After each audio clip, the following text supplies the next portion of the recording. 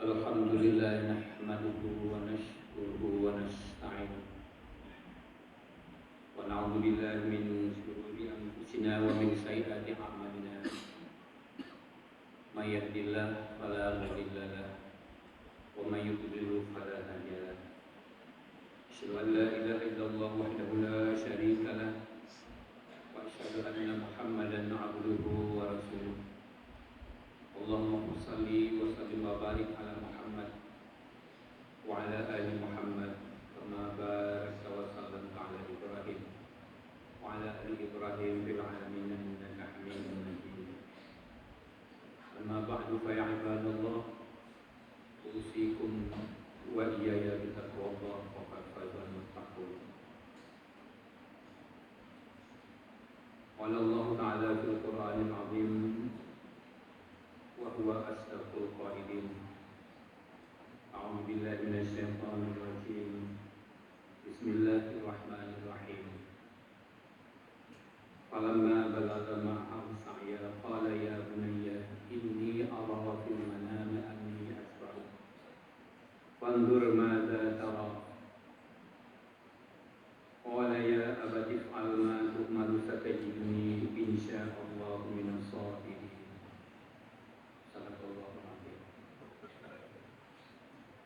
Kaum muslimin sidang jamaah Jumat yang dirahmati Allah.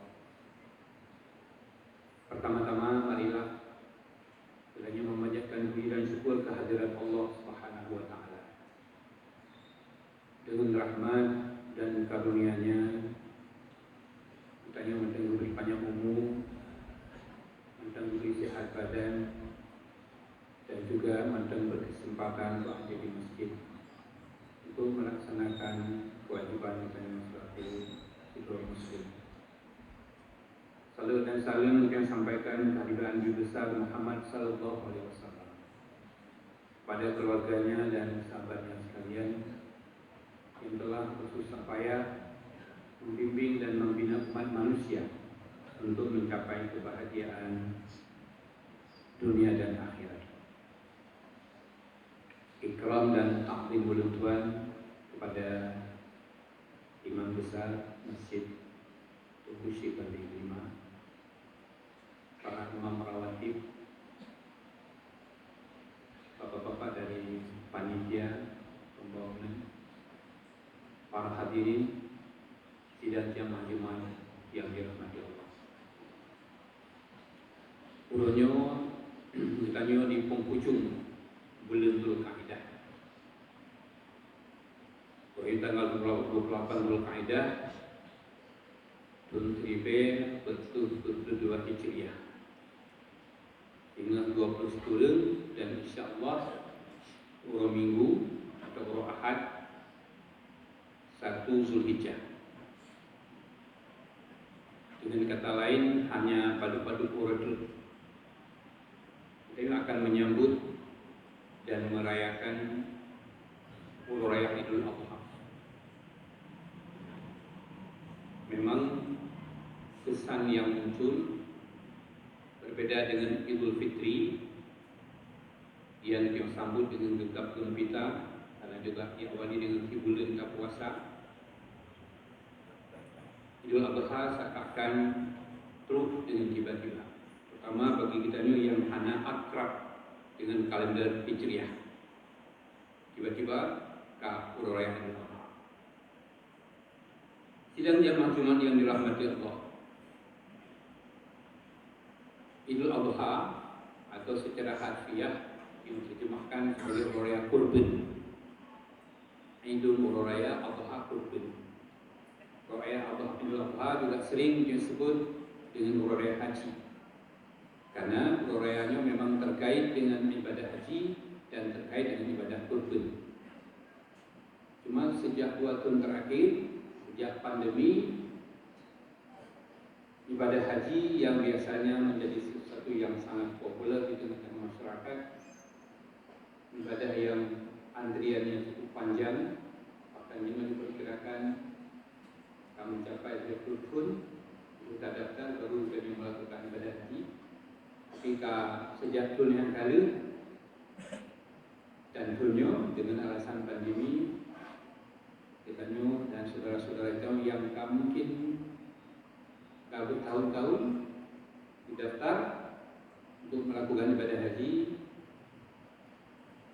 mana dapat dilakukan dengan alasan kondisi pandemi ataupun COVID-19. Bahkan pada pertukuran terakhir kita baca di media, khususnya di Jawa dan Bali, pemerintah memerlukan sebuah kondisi yang sangat darurat. Bahkan masjid-masjid yang akan tertutup untuk ibadah. Masjid, baik ibadah salat berjamaah maupun salat Jumat. Ini sesuatu yang luar biasa. Sesuatu yang luar biasa.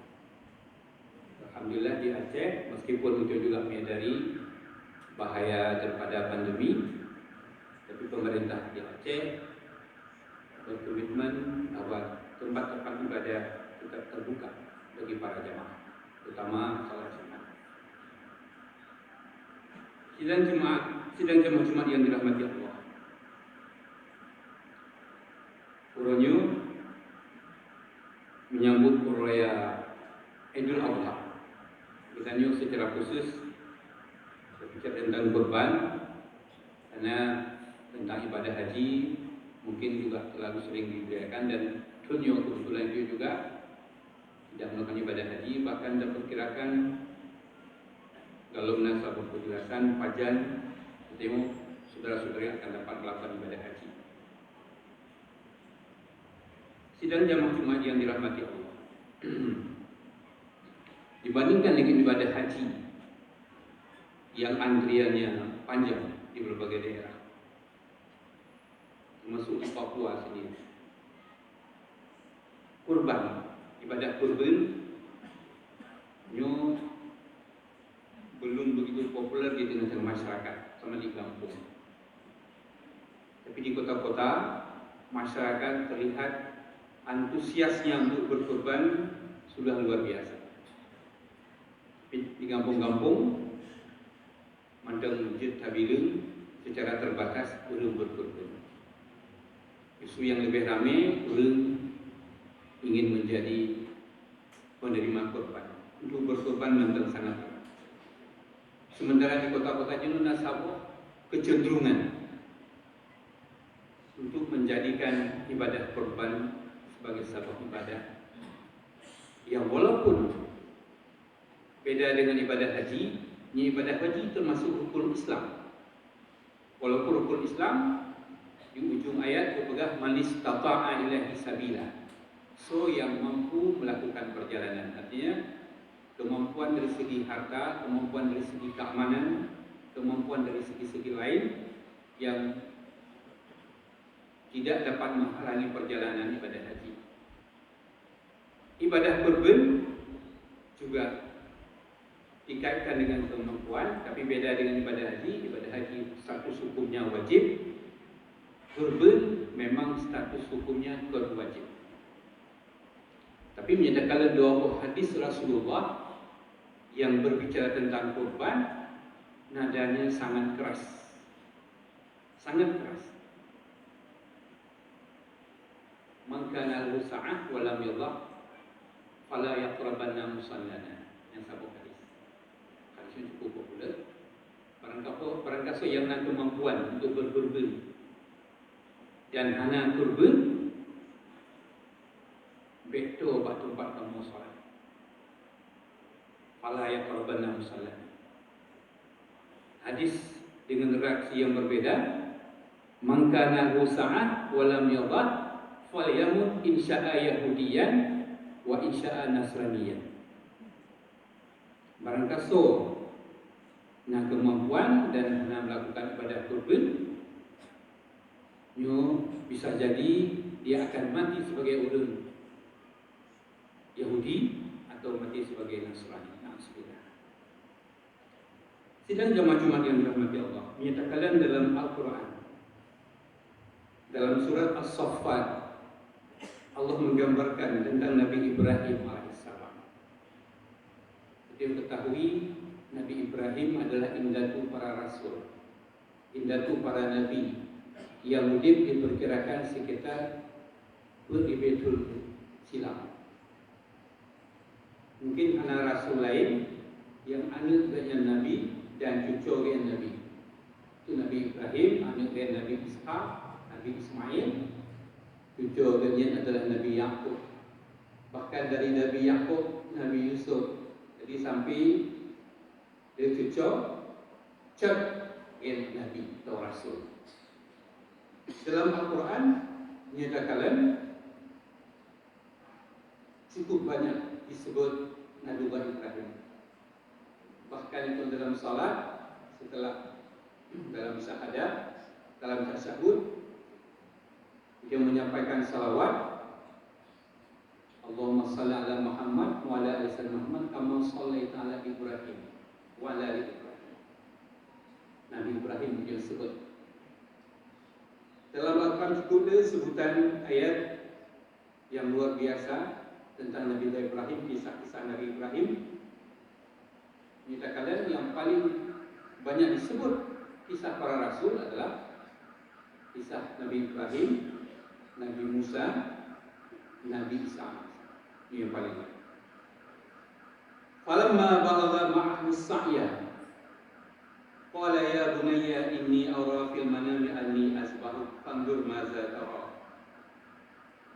Maka tatkala sampailah usia di mana dia bisa berusaha, maksudnya Ismail. Qala ya bunayya inni ara fil manami anni asbahuk fanzur maza tara. Orang Arab biasa menggunakan kata-kata ya bunayya untuk anak yang paling disayang. Nabi Ibrahim setelah hidup dalam usia yang sudah cukup tua, dia betul-betul Allah memberinya seorang anak yang bernama Ismail. Ke usia lanjut, anak baru sabuk, dan dalam usia anaknya kira-kira kurang atau betul.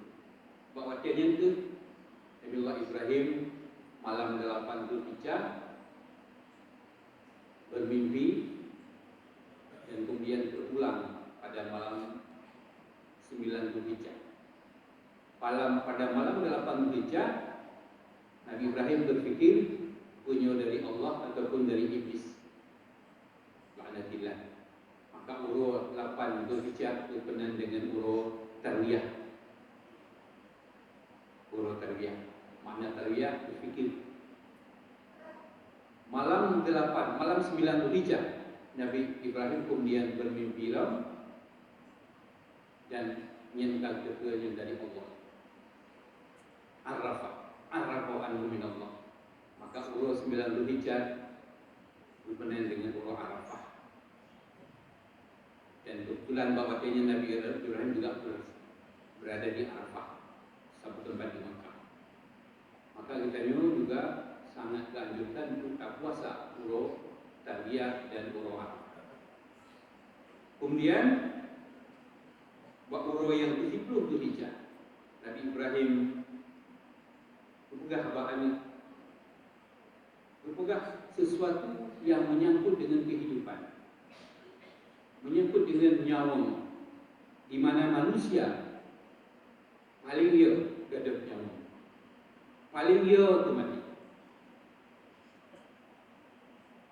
Terutama setelah pandemi, ulun paling dia tu pandemi. Bahkan jino menyatakan ulun lebih dia pandemi daripada Tuhan. Lebih takut. Dan jadi ulun merasa lebih penting imun daripada iman. Iman seakan-akan lebih penting, yang penting imun. Mana imun daya tahan tubuh menghadapi penyakit, menghadapi wabah. Nah, berbicara tentang kematian, Nabi Ibrahim dengan mudah berpegang bahane ya bunayya inni ara fil manami anni azbahuk. Wahai anak lun yang paling lun sayang, lun kalau lalumpo lun usia datang. Fandur maza tara. Coba pikirkan bagaimana pendapat kita. Nabi Ibrahim berpegang tentang sesuatu yang luar biasa, tentang bahawa yang gelumpo kecil. Lumpuh adalah isyarat dari Allah. Memang kan perintah langsung secara tegas, kan wahyu. Tapi bagi seorang rasul isyarat sudah cukup sebagai sebuah perintah. Dan berarti harus dilaksanakan dengan penuh iman. Jadi modalnya iman. Iman, pasrah, dan bertawakal kepada Allah. Dan juga paksa lagi Ismail untuk disembelih. Dipegah Pak Ismail supaya Ismail juga merasakan pahala ketaatan kepada Allah. Supaya Ismail juga merasakan nikmatnya iman, nikmatnya tawakal, dan nikmatnya sabar atas perintah Allah. Qala ya abati fa'al ma tu'mar satajiduni insyaallahu minas sabirin. Ismail pun dijawab bapaknya secara spontan, ayah, lakukanlah apa yang diperintahkan. Satajiduni insyaallahu minas sabirin. Insyaallah engkau akan dapati aku sebagai bahagian dari orang yang sabar. Ismail telah menunjukkan dengan modal iman, dengan modal tawakal, dengan modal ikhlas, dengan modal sabar. Perintah yang diperintahkan Allah kepada ayahnya, dia dapat menerima dengan sangat ikhlas, dengan sangat sabar. Bayangkan menyertai manusia biasa, pasti dia akan mencari beribu alasan supaya dia jangan dikorbankan. Tapi begitulah yang diperlihatkan oleh Nabi Ismail, dan begitulah yang diperlihatkan oleh Nabiullah Ibrahim.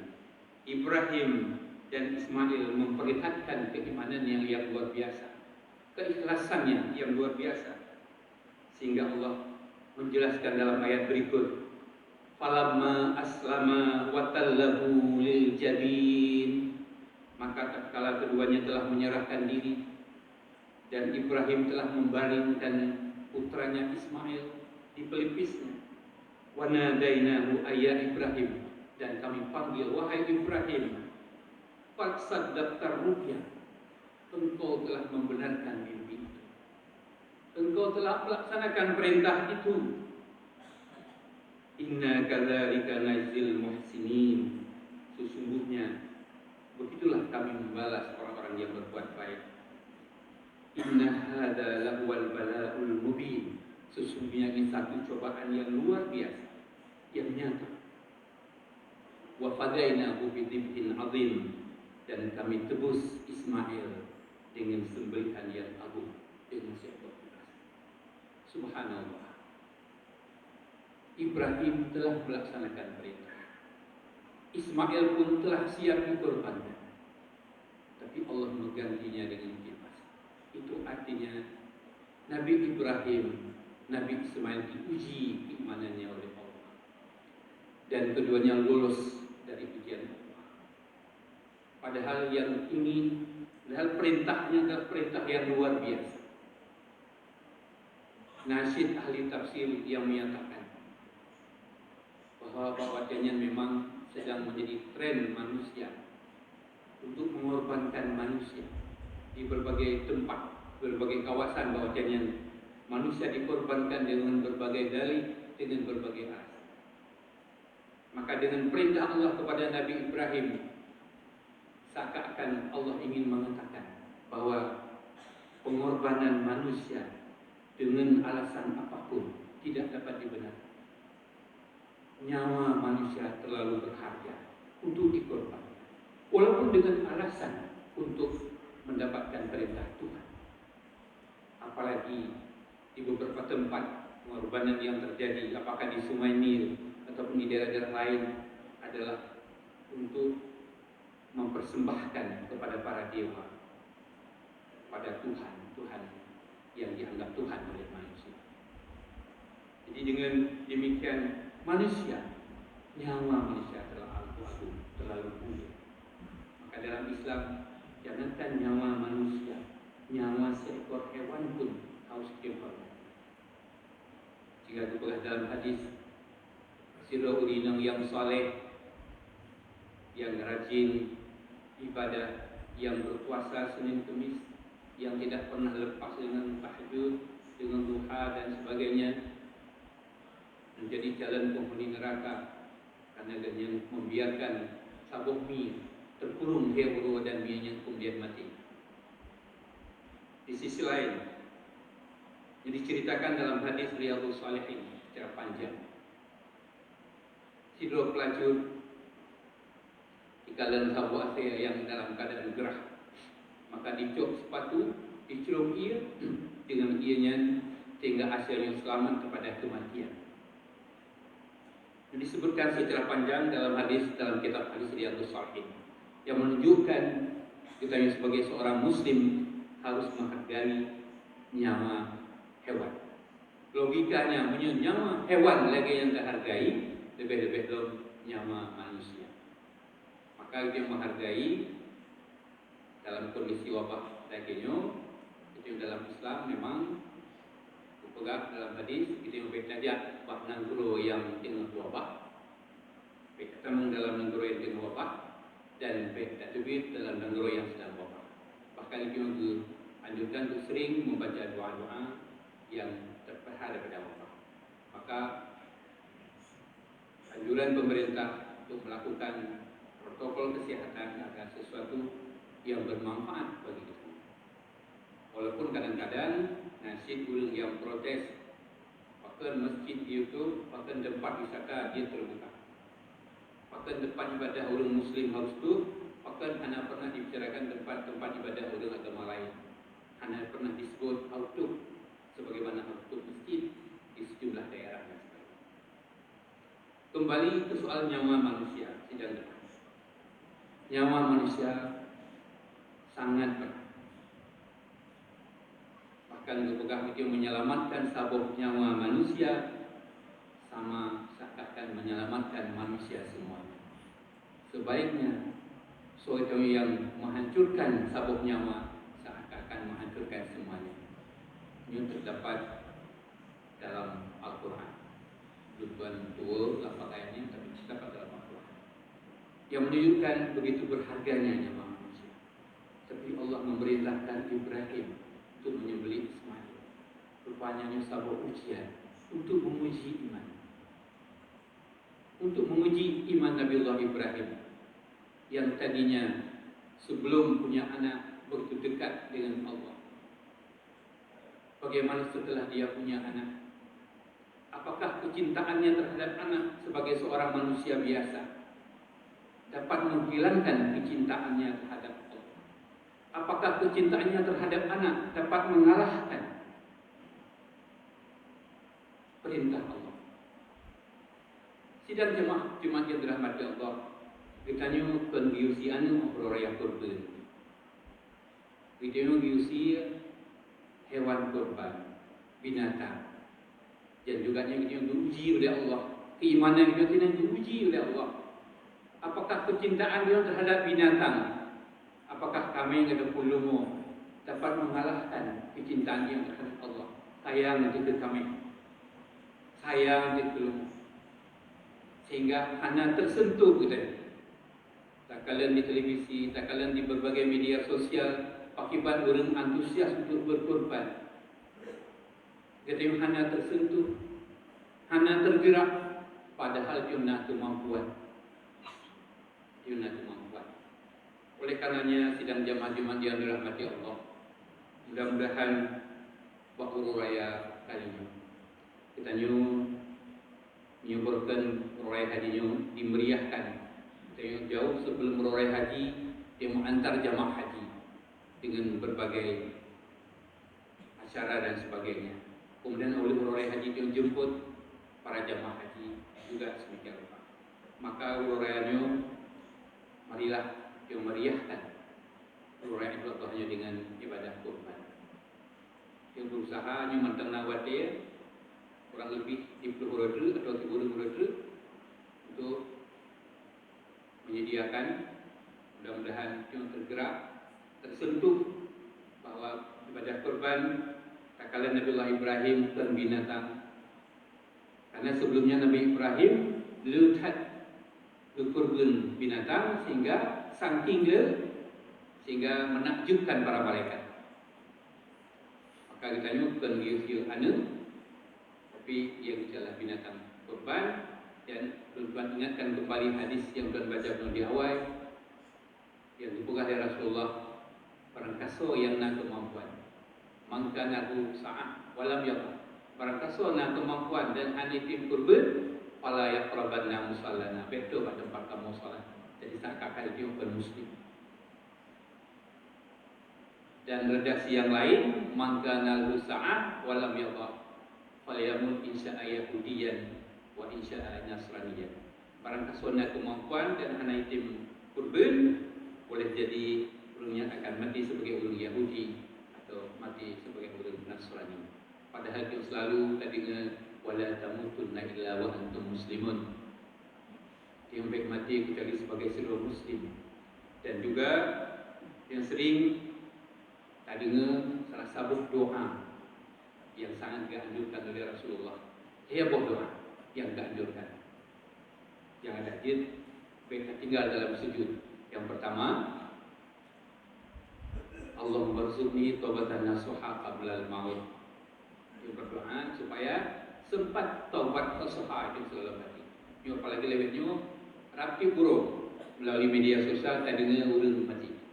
Jamun nasi urang mati tapi hanya sesering kalinya. Tapi dia kiat. Walaupun hanya selalu mati karena Covid dengan berbagai sebab. Jadi yang pertama doa yang dianjurkan adalah Rabbi Allah marsukni taubatan nasuha qabla al-maut. Kemudian dia bergebi taubat nasuha sebelum mati. Yang kedua, Allah maj'alni bi husnil khatimah. Jadi supaya merupakan khatimah. Jadi doa untuk merupakan khatimah bukan orang meninggal yang bukan mudah-mudahan khatimah. Segala meninggal kita berdoa dan ada dia tempatkan doanya dalam sujud. Rabbi ja'alni bi husnil khatimah wala taj'alni bis. Yang terakhir doa juga yang sangat berdoa, ya muqallibal qulubi tsabbit qalbi ala dinika wa ta'atik. Wahai yang balik-balik hati supaya hati itu ditetapkan ya Allah untuk taat kepada Rabbani. Taat dalam agama Rabbani untuk tetap dalam agama Rabbani dan untuk taat terhadap perintah Rabbani. Dan salah satu bentuk taat adalah apapun perintah Allah, biarpun dalam bentuk wajib maupun dalam bentuk sunat. Jadi biarkan kalian kondisi zaman burunya, kondisi lewatnya memang saatnya kita untuk menggunakan waktu sedemikian rupa yang waktunya bernilai ibadah, bukan hanya ibadah korban, juga ibadah-ibadah lain. Jadi mungkin yang terjadi itu sebaliknya. Jadi bukan memperkuat iman yang dikatakan lewatnya, dia lebih sibuk memperkuatkan imun di tengah-tengah masyarakat. Yang penting imun, yang penting seakan-akan bangkai imun itu mati. Bukan berarti dia bersikap sembrono dalam arti tak abaikan perintah ataupun anjuran pemerintah bersifat dengan prokes. Tapi di samping imun ada yang lebih utama adalah iman. Iman dengan iman itu hidup, dengan iman itu mati, dan dengan iman insya Allah itu akan bahagia dunia dan akhirat. Amin ya rabbal alamin. Alhamdulillah wahdah. Wassalatu wassalamu ala sayyidina Muhammad bin Abdillah wa ala alihi wa ashabihi wa man tabi'ah. Amma ba'du fa ya ibadallah, usikum wa iyaya bitaqwallah faqad fazal muttaqun. Qala Allah ta'ala fil Qur'anil azim wa huwa asdaqul qa'ilin. A'udzu billahi minasyaitonir rajim. Bismillahirrahmanirrahim. Inna a'tainakal kautsar fashalli li rabbika wanhar. Inna syani'aka wal abtar. Barakallahu fi wa lakum fil Qur'anil azim wa nafa'ani wa iyyakum bil ayati wa dzikri hakim. Wa taqabbala minkum tilawatahu innahu huwas samiul alim.